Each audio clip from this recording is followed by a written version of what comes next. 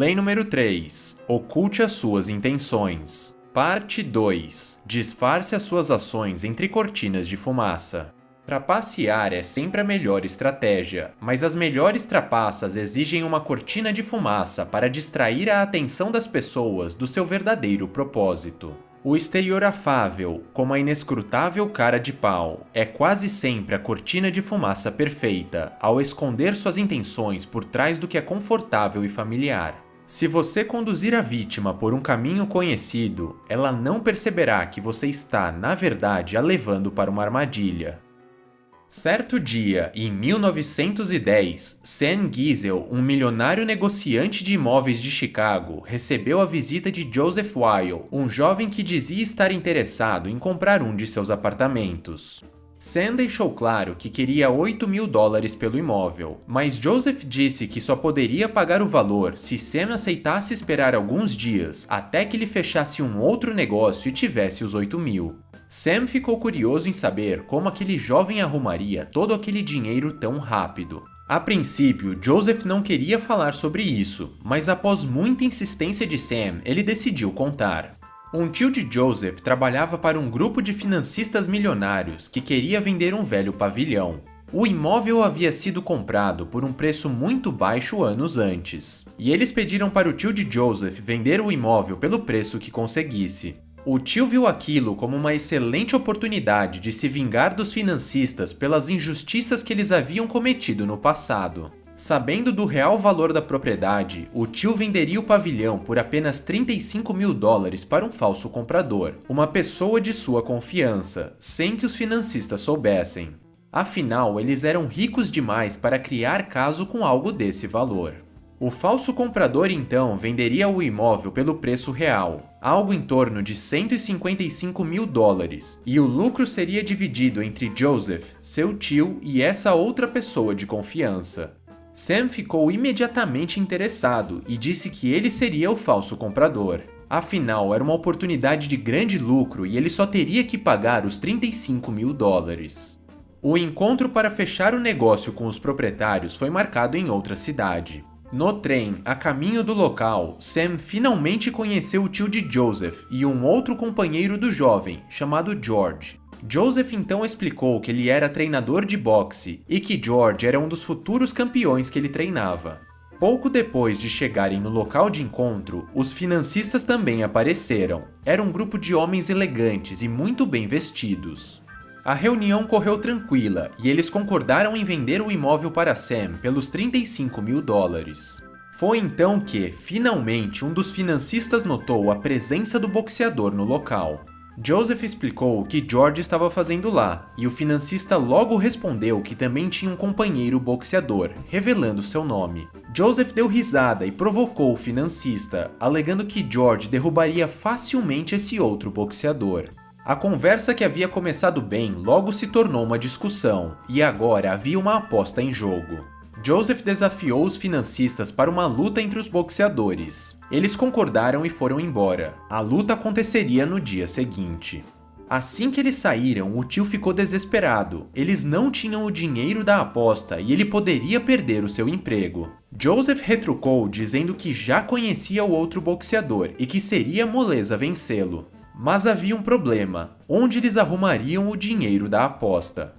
Com medo de perder aquela excelente oportunidade de lucrar milhares de dólares com o negócio do imóvel, Sam ofereceu os $15.000 necessários para a aposta.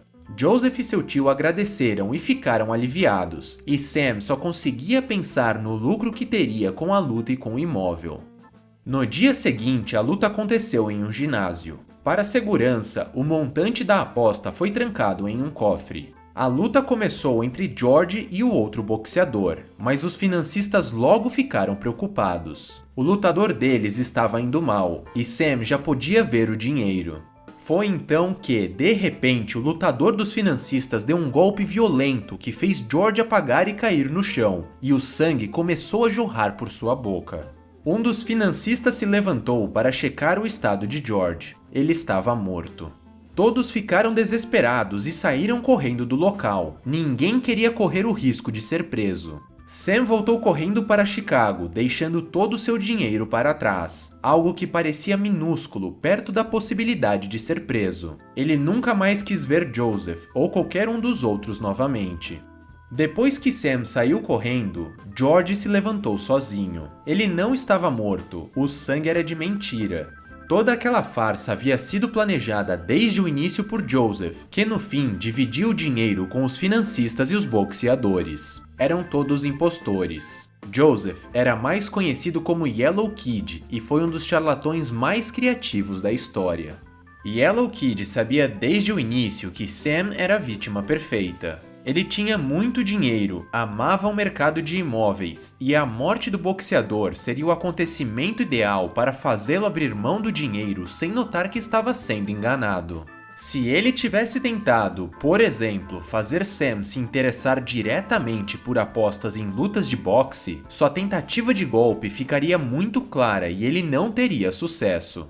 Ele precisava ocultar as suas intenções e desviar a atenção de Sam para outra coisa, evitando que o negociante notasse que estava sendo enganado. Portanto, ele criou uma cortina de fumaça. Envolvido na oportunidade de ganhar dinheiro com o imóvel, Sam jamais imaginaria que tudo aquilo não se passava de um grande teatro.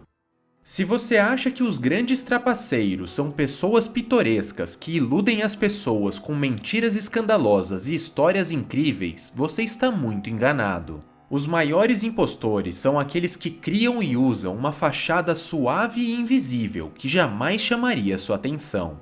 Eles sabem que gestos e palavras extravagantes podem levantar suspeita. Portanto, eles utilizam uma cortina de fumaça, na qual envolvem suas vítimas em uma situação familiar, banal e aparentemente inofensiva. Os modelos mais comuns e eficazes da cortina de fumaça são os seguintes: expressão facial. Por trás de um rosto brando, ilegível e cínico, o impostor esconde suas reais intenções e planeja todos os tipos de ações violentas e prejudiciais sem serem percebidas. Gesto nobre. O farsante realiza um ato generoso dissimulado, como uma doação ou um presente, para distrair as pessoas, criar uma identidade virtuosa e ocultar a sua malícia. As pessoas raramente conseguem enxergar a maldade que pode estar por trás dos gestos nobres. Padrão.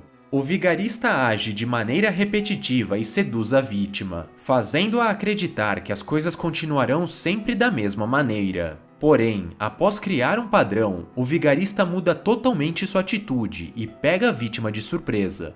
Camuflagem. Levando em consideração a tendência que as pessoas possuem de confundir aparência com realidade, o impostor se insere em um determinado grupo, adotando uma falsa identidade para se disfarçar entre os demais integrantes. Ao se misturar com as pessoas ao seu redor, ele passa a ser apenas mais um na multidão, deixando de parecer suspeito e ocultando as suas intenções.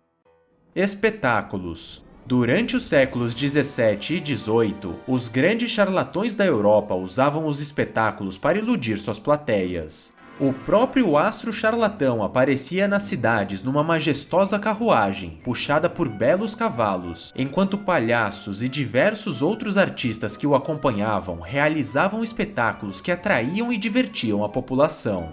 Deslumbrado com as apresentações, o público não percebia as verdadeiras intenções por trás de toda aquela encenação. O charlatão fazia o espetáculo e o divertimento serem o evento do dia na cidade, quando, na verdade, a sua intenção era apenas atrair as pessoas para vender itens supostamente mágicos e poções milagrosas. Entretanto, esse artifício deve ser usado com cautela e moderação. Caso contrário, o público se cansa, percebe o truque e descobre suas intenções.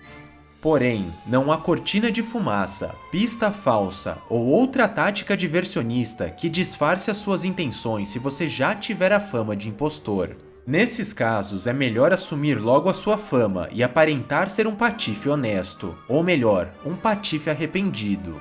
As pessoas não irão apenas admirá-lo por sua franqueza, como, o que é ainda mais estranho e maravilhoso, você vai conseguir continuar trapaceando as pessoas. Independente do formato, quando montada corretamente, a cortina de fumaça se torna uma das armas mais poderosas para dissimular suas intenções e conquistar o poder. A vítima, cega das reais intenções, é iludida e atraída para uma teia e, quando menos espera, recebe um golpe fatal.